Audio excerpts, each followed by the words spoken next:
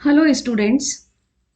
तो चलिए आज हम अपना नेक्स्ट लेक्चर लेने जा रहे हैं और ये हमारा जो लेक्चर है ये बेस्ड है जो आप इससे पहले पढ़ चुके हैं सारे टॉपिक होमोजीनियस नॉन होमोजीनियस। इसी टॉपिक पर एक बेस्ड है कि अब आपके पास जो इक्वेशन है आप इस इक्वेशन को रिड्यूस कर सकते हैं जो आपने ऑलरेडी पहले से पढ़ चुका है। तो ये आपके इस यूनिट का लास्ट टॉपिक है। तो हमने इस यूनिट के अंदर अभी दो टाइप के डिफरेंशियल इक्वेशन कन्वर्ट किए थे या सीखे हैं। एक सीखा है हमने होमोजीनियस, दूसरा हमने सीखा है नॉन होमोजीनियस। और इन दोनों में एक कंडीशन है कि ये कांस्टेंट कोफिशिएंट थे।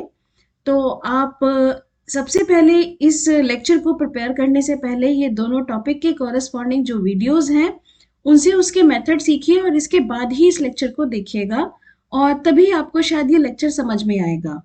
तो यहाँ पर आपके पास जो इक्वेशन होगी, इसलिए टॉपिक का नाम है equation reducible to linear partial differential equation with constant coefficient. अब कांस्टेंट कोफिशिएंट है, मे बी होमोजीनियस हो जाए या नॉन होमोजीनियस हो जाए, तो आपको ये दोनों टॉपिक प्रिपेयर करना बहुत जरूरी है। इसका मीनिंग ये टॉपिक प्रीवियस दोनों टॉपिक के साथ इंटरकनेक्टेड है। अब यहाँ पर हम देखते हैं कि हम रिड्यूस कैसे करेंगे और ऐसे कौन से इक्वेशंस हैं जिन्हें रिड्यूस किया जा सकता है। हर इक्वेशन को रिड्यूस नहीं कर सकते, ऐसे कौन से फॉर्मेट हैं, ऐसे कौन से टाइप के इक्वेशन हैं जिन्हें आप रिड्यूस कर सकते हैं। तो यहाँ पर एक जनरल फॉर्म लिखा है, इस जनरल फॉर्म को सिर्फ इतना ध्यान से देखिएगा, ये जो इसकी फर्स्ट टर्म है इसका ऑर्डर चेक करिए। सेकेंड ऑर्डर है, इस सेकेंड ऑर्डर की मल्टीप्लाई एक्स स्क्वायर के साथ है, मतलब जितना ऑर्डर एक्स की उतनी ही पावर से मल्टीप्लाई। जब हम इसकी सेकेंड टर्म को देख रहे हैं तो यहाँ पर एक्स वाई लिखा है, इसका ऑर्डर भी 2 है। इसका मीनिंग इसकी मल्टीप्लाई भी सेकेंड डिग्री की टर्म के साथ होना चाहिए, बट एक x है एक y है, इसलिए यहाँ मल्टीप्लाई है एक्स वाई से। अब आप अगर इसके थर्ड टर्म को ध्यान से देखें तो इसका ऑर्डर भी आपके पास क्या है, 2 है। और ये सेकेंड ऑर्डर का डेरिवेटिव किसके रेस्पेक्ट में है, y के रेस्पेक्ट में है, इसलिए इस टर्म की मल्टीप्लाई किससे की गई है, y स्क्वायर से की गई है। अब नेक्स्ट अगर आप टर्म देखें del z upon del x, इसका ऑर्डर 1 है, मतलब derivative with respect to x है, इसलिए इस टर्म की मल्टीप्लाई में यहां रखा है x। इसी तरह से del z upon del y की अगर आप बात करें तो यहां पर मल्टीप्लाई में रखा है y। अगर इस तरह का फॉर्मेट है तो आप इक्वेशन को रिड्यूस कर सकते हैं विद कांस्टेंट कोफिशिएंट में, क्योंकि यहाँ पर हम कह रहे हैं कांस्टेंट कोफिशिएंट में रिड्यूस कर रहे हैं। जो यहाँ इक्वेशन दी गई है वो है del 2z over del x square. तो अगर इसके मैं कोफिशिएंट की बात करूं तो इसका कोफिशिएंट तो a नॉट एक्स स्क्वायर है। ये कोफिशिएंट कांस्टेंट नहीं है, वेरिएबल है, और हमारा टारगेट है इसके कोफिशिएंट को कांस्टेंट में कन्वर्ट करना, इसलिए हम इसे रिड्यूस करेंगे विद कांस्टेंट कोफिशिएंट।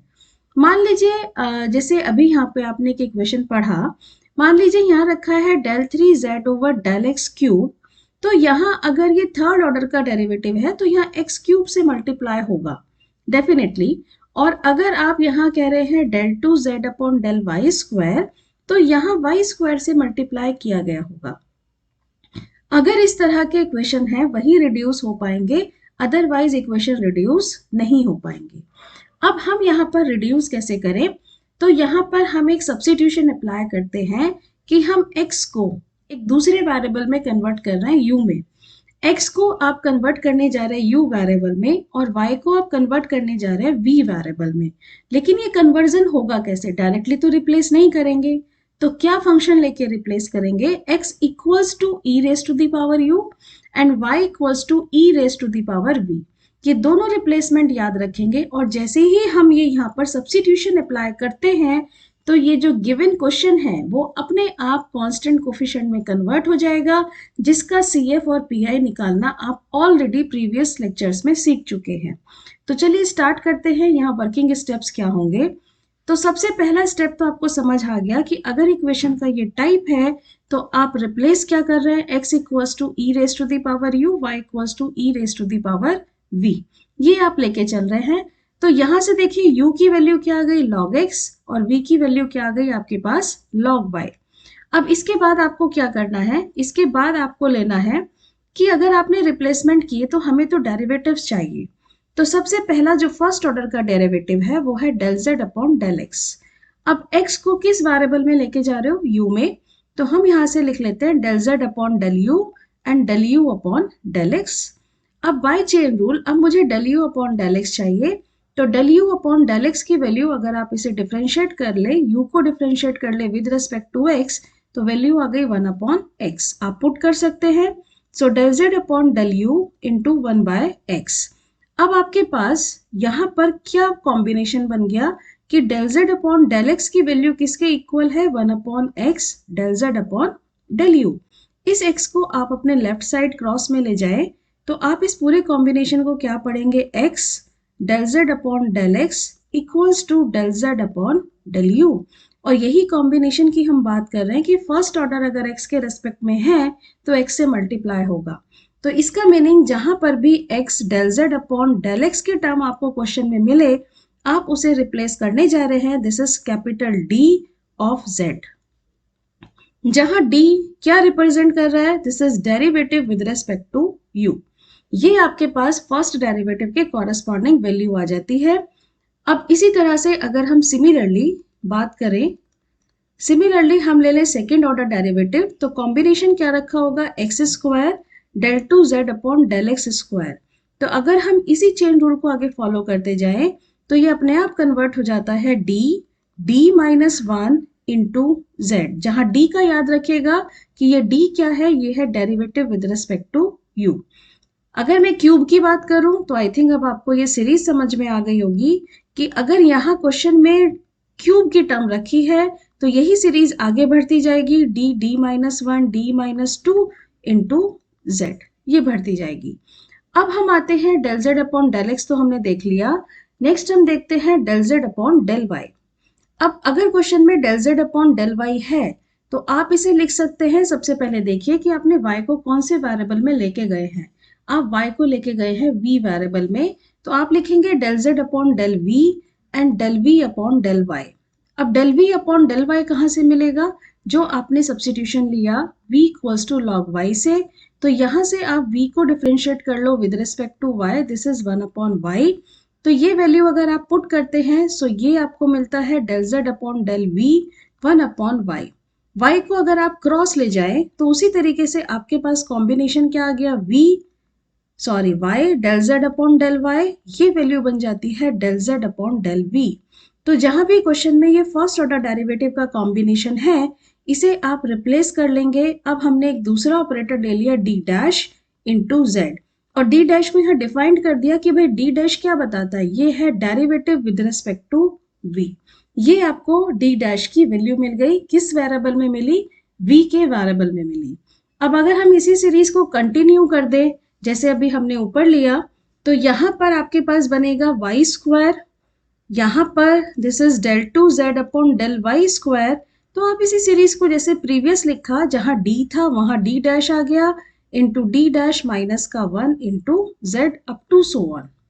अब आता है कि अगर मिक्सिंग है वेरिएबल की, जैसे कि आपको एक टर्म दिखाई, यहाँ देखिए ये टर्म रखी है जहां x और y डेरिवेटिव की मिक्सिंग है, तब अगर ऐसी टर्म है तब आप क्या वैल्यू रिप्लेस करेंगे। मान लीजिए आपके पास ये टर्म रखा है एक्स वाई, अगर एक्स वाई है तो del 2z over del x del y। तो अब आपको ये चीज क्लियर है, जहां x है और फर्स्ट ऑर्डर डेरिवेटिव है वहां पर आप उसे d से रिप्रेजेंट कर रहे हैं, y है इसे आप d डैश से रिप्रेजेंट कर रहे हैं इंटू z।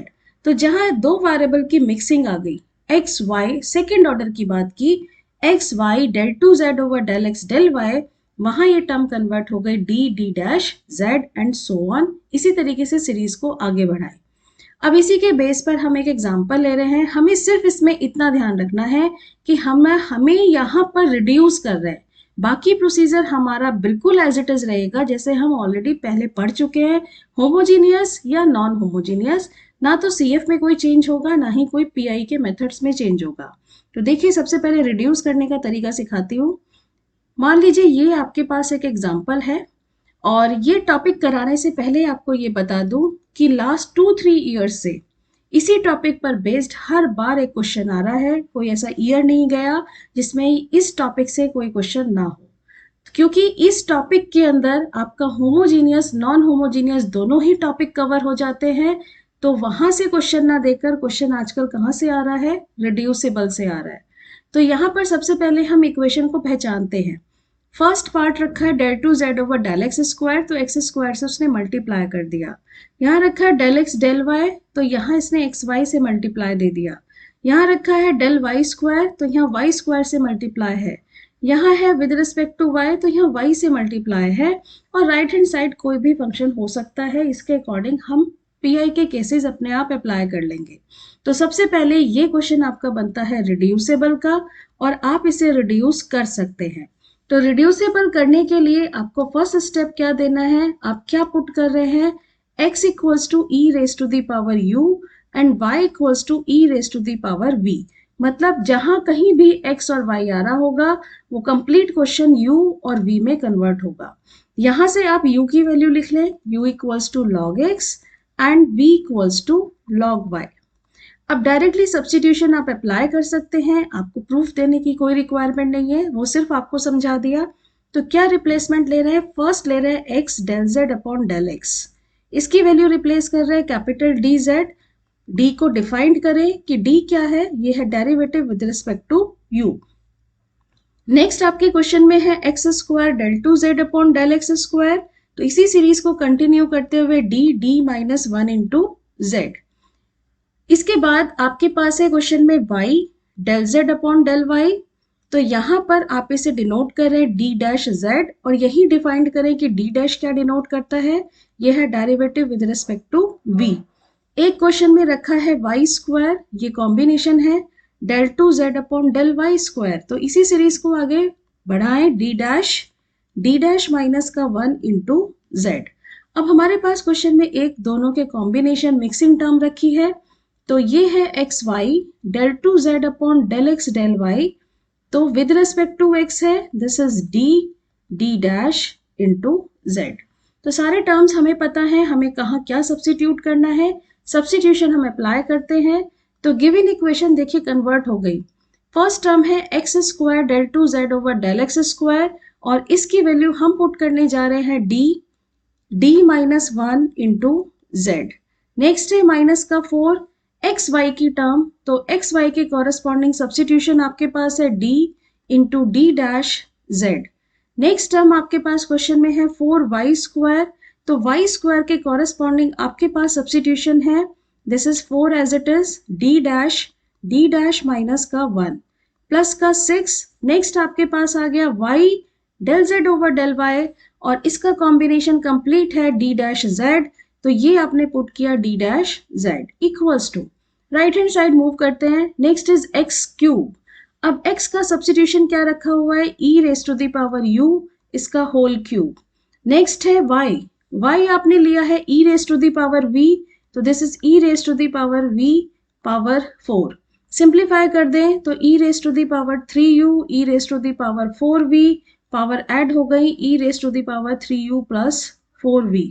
मुझे इसे थोड़ा सा सिंप्लीफाई करना होगा, तो चलिए सिंप्लीफाई करते हैं। First is D square minus का फोर डी डैश प्लस का 4d डैश स्क्वायर माइनस का 4d डैश प्लस का 6d dash into z equals to e raise to the power 3u plus 4v। इसे left hand side की polynomial को थोड़ा सा और सिंप्लीफाई करें, this is D square minus का 4d डैश, ये टर्म ले ली, और इसके बाद आपके पास है d dash square, this is 4d dash square, तो सारी स्क्वायर की टर्म आ गई। अब आप इसके बाद देखिए d डैश और d डैश, ये आपके पास बचता है 2d डैश माइनस का d of z equals to e raise to the power 3u plus 4v। आप आइडेंटिफाई करें इट्स होमोजीनियस और नॉन होमोजीनियस, क्योंकि उसके अकॉर्डिंग हम काम करेंगे। तो देखिए फर्स्ट सेकेंड थर्ड टर्म तीनों ही सेकेंड ऑर्डर है, 2d dash d first order है, ऑर्डर एकदम से चेंज होता है, तो यहाँ पर ये जो आपके पास इक्वेशंस बनेंगी वो है नॉन होमोजीनियस है, होमोजीनियस नहीं, दिस इज नॉन होमोजीनियस। तो ये आपके पास बना नॉन होमोजीनियस, मतलब इसके कॉरेस्पॉन्डिंग CF और PI के केसेस आपको अप्लाई करने हैं।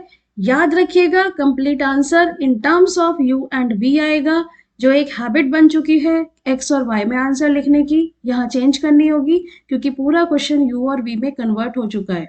तो फर्स्ट ऑफ ऑल हम इसके फैक्टर करते हैं, तो यहाँ कंप्लीट सॉल्यूशन होगा z equals to C F plus P I. सबसे पहले हम इसका CF निकाल रहे हैं, तो CF के कॉरेस्पॉन्डिंग आपके पास यहाँ इक्वेशन है डी स्क्वायर माइनस का 4d d डैश प्लस का 4d डैश का square plus 2d dash minus का d of z equals to 0। Factor कर सकते हैं, फर्स्ट 3 टर्म्स स्क्वायर को फॉर्म करती हैं, तो इसे आप लिख सकते हैं d माइनस का 2d डैश का होल स्क्वायर। इसके बाद नेक्स्ट लास्ट की दोनों टर्म से यहाँ से आप -1 कॉमन ले लो, तो ये बन गया d माइनस का 2d dash of z equals to 0। तो यहाँ से एक फैक्टर कॉमन आ जाता है आपके पास, d माइनस का 2d डैश ये कॉमन आ गया। रिमेनिंग टर्म d माइनस का 2d dash -1 of z equals to 0। तो देखिए कांस्टेंट टर्म अगर आपने नॉन होमोजीनियस इससे पहले पढ़ा है तो ध्यान होगा इस फैक्टर में कांस्टेंट टर्म इन्वॉल्व है, नॉन होमोजीनियस का क्वेश्चन है। तो चलिए इसके corresponding CF, so CF corresponding to first factor, और फर्स्ट फैक्टर आपके पास है यहाँ पर d माइनस का 2d डैश, इसमें कोई भी कांस्टेंट टर्म नहीं है, तो e raise to the power 0 into x, first arbitrary function select किया, सॉरी x नहीं, x में नहीं लिखना है, आपके पास ये सारे आंसर किस में जाएंगे, u एंड v में जाएंगे। So e raise to the power 0 into u, first arbitrary function f1, d minus 2d dash कह रहे हैं, तो d के कॉरेस्पॉन्डिंग याद करिए, d के कॉरेस्पॉन्डिंग लिखते थे y और d डैश के कॉरेस्पॉन्डिंग लिखते थे x, तो y की जगह क्या लिख रहे हैं v, माइनस की जगह प्लस 2 इंटू यू, ये आपके पास फर्स्ट आ गया। Then CF corresponding to second factor d minus 2d dash minus का 1, यहाँ पर e raise to the power minus sign, constant term आपके पास रखी है माइनस का 1 अपॉन d का कोफिशिएंट ये भी 1 into u. Second arbitrary function f2, constant term हटा दें तो बचा क्या d minus 2d dash, d के कॉरेस्पॉन्डिंग v माइनस के corresponding plus, this is 2u। तो आपके पास बनता है e raise to the power u f2v plus 2u, this is CF for second factor. तो कंप्लीट CF की बात करें, दोनों को ऐड करते चले जाएं, this is CF f1 v plus 2u plus e raise to the power u f2 v plus 2u। तो देखिए complete answer in terms of u है। अब इसी के अंदर u और v की वैल्यू को पुट करेंगे, तो आपको याद दिला दूं u और v आपने क्या रखा है, आपने पुट किया है x equals to e raise to the power u और y equals to e raise to the power v, जहां से u की वैल्यू आपको पता है log x है और v आपके पास है दिस इज log y। तो आप अपने आंसर को x और y में कन्वर्ट कर लें, f1 v is log y plus 2 log x plus e raise to the power u meaning x, second arbitrary function this is log y plus का 2 log x, ये आ गया। log की property का use करिए, log y plus 2 log x, आप इसे combine कर सकते हैं, f1 log of y x square, second को आप लिख सकते हैं x, f2 log कंबाइंड हो गया log y into x square, ये कंबाइंड हो गया। अब आप चाहें तो आंसर को इस स्टेप तक छोड़ सकते हैं, या फिर आप यहाँ से एक पूरा फंक्शन ले सकते हैं कि आपने एक फंक्शन ले लिया, फंक्शन किसका है y एक्स स्क्वायर का, x इस पूरे फंक्शन को फिर से किसी और फंक्शन से डिनोट कर दिया g2 y एक्स स्क्वायर, ये आंसर लिखें तब भी करेक्ट है, ये आंसर लिख रहे हैं तब भी करेक्ट है, तो दोनों ही आंसर आपके करेक्ट है। तो ये आपका पार्ट आ गया CF। अब हम मूव करते हैं इसी क्वेश्चन के सेकंड पार्ट पर, जो हमें सॉल्यूशन का सेकंड पार्ट निकालना है वो है PI। तो PI के कॉरेस्पॉन्डिंग फॉर्मूला 1 अपॉन आप पढ़ते हैं, तो जो भी आपके पास ये पॉलिनोमियल है जिस पर आप काम कर रहे हैं वो आपने एज इट इज ले लिया, this is d square minus का 4d d डैश प्लस का 4d डैश स्क्वायर प्लस का 2d डैश माइनस का d, और राइट हैंड साइड का फंक्शन देखिए इस क्वेश्चन में क्या बनता है, राइट हैंड साइड का फंक्शन है आपके पास इस क्वेश्चन में e raise to the power 3u plus 4v, तो ये आप यहाँ पर लेके चल रहे हैं, this is e raise to the power 3u plus 4v। तो नॉन होमोजीनियस का ये केस फर्स्ट है और केस फर्स्ट मीनिंग हमने क्या पढ़ाया था, केस फर्स्ट था e raise to the power ax plus B Y के कॉरस्पॉन्डिंग केस है, जहां पर आप d को किससे रिप्लेस करेंगे, x के कोफिशिएंट से a से, और d डैश को रिप्लेस करेंगे y के कोफिशिएंट b से। अब यहाँ एक्स वाई की जगह सिर्फ u और v रखा है, तो काम करने का तरीका d रिप्लेस बाय u का coefficient 3 and d dash replace by v का कोफिशिएंट 4। ये रिप्लेसमेंट करें और आंसर निकाल लें। तो जैसे ही आप इसमें वैल्यू पुट करेंगे, चलिए वैल्यू पुट करके देखते हैं कहीं कोई केस फेलियर तो नहीं बनता। d के corresponding d square meaning 9, 4, d is 3, d dash is 4, plus का 4 d dash square is 16, plus का 2 d डैश इज 4, माइनस का 3 e raise to the power 3u plus 4v। तो ये आपके पास सिंप्लीफाई करके आ जाता है, this is 9 minus 48 plus 64 plus 8 minus 3 e raise to the power 3u plus 4v। और अगर हम इसे सिंप्लीफाई कर लें तो ये वैल्यू बनती है 1/30 e raise to the power 3u plus 4v। अब आपका answer in terms of u and v है, कन्वर्ट कर लीजिए in terms of x and y। तो किस तरह से कन्वर्जन कर रहे हैं, 1/30 e raise to the power 3u into e raise to the power 4v, power आपने दोनों को मल्टीप्लाई किया इसलिए पावर ऐड हो जाएंगी, यही आपके पास यहाँ लिखा है। तो 1/30 और e raise to the power u को आप किससे रिप्लेस कर रहे हैं, x, तो दिस इज x क्यूब, और ये आपके पास आ गया y raise to the power 4। ये आपके पास pi की वैल्यू, और कंप्लीट आंसर आपको पता है कैसे लिखते हैं, CF एंड PI। तो CF जहां हमने निकाला दिस इज A, और जहां हम निकाल रहे हैं दिस इज B, ये आपके पास PI। तो complete answer CF plus PI। तो आपका आंसर आ गया F1 log yx square plus XF2 log yx square plus PI 1/30 x cube y raise to the power 4। तो इन क्वेश्चंस के अंदर कोई ज्यादा चेंजेस नहीं है, सिर्फ प्रोसीजर में कहाँ चेंजेस आता है, रिड्यूस करने में। और दूसरी जो सबसे बड़ी मिस्टेक होती है वो होती है क्योंकि हमें एक हैबिट पड़ चुकी है x और y में आंसर लिखने की, तो हम यहाँ फाइनल आंसर भी x और y में लिखते चले जाते हैं, जबकि ये answer in terms of u and v होते हैं। तो बस इस चीज की प्रैक्टिस करें और इस चीज का ध्यान रखें, अगर रिड्यूसेबल है तो दो चीजों का बस ध्यान रखें, उसके बाद क्वेश्चन करने का तरीका एज इट इज रहेगा।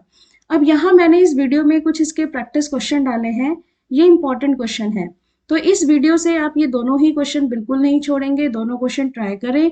अगर इनके क्वेश्चन के सॉल्यूशन में आपको कोई डाउट है तो आप मुझे बता सकते हैं, इनके सॉल्यूशन मैं आपको प्रोवाइड करा दूंगी। So thank you so much.